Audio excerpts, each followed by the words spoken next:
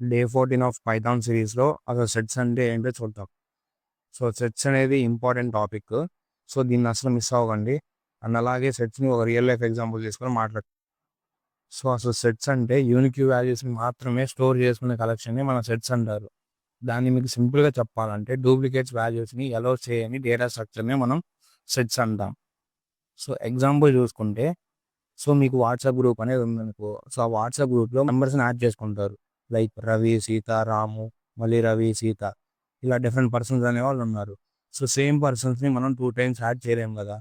So, మళ్ళీ add చేయాలనుకుంటే already added అని వస్తది.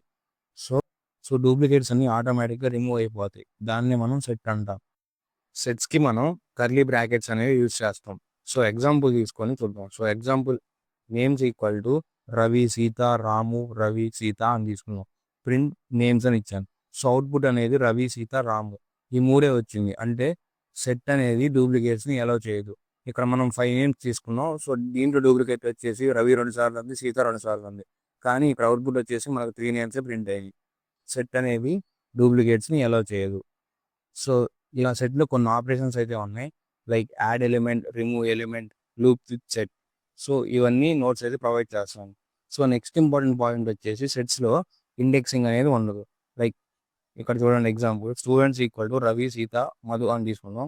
ప్రింట్ స్టూడెంట్స్ ఆఫ్ 0 అంటే సో, ఎర్రర్ అనేది వస్తది. ఎందుకంటే సెట్‌లో ఫిక్స్డ్ ఆర్డర్ అనేది ఉండదు. సెట్స్ యొక్క ఎగ్జామ్ డెఫినిషన్ వచ్చేసి set is a collection of unique elements.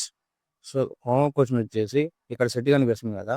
ఆ సెట్‌ని క్రియేట్ చేసి అవుట్‌పుట్ ఏందో గెస్ చేసి కామెంట్ చేయండి. అండ్ అలాగే డే 14 యొక్క నోట్స్ కావాలంటే మన వాట్సాప్ అండ్ టెలిగ్రామ్ ఛానెల్‌కి ప్రొవైడ్ చేశాను.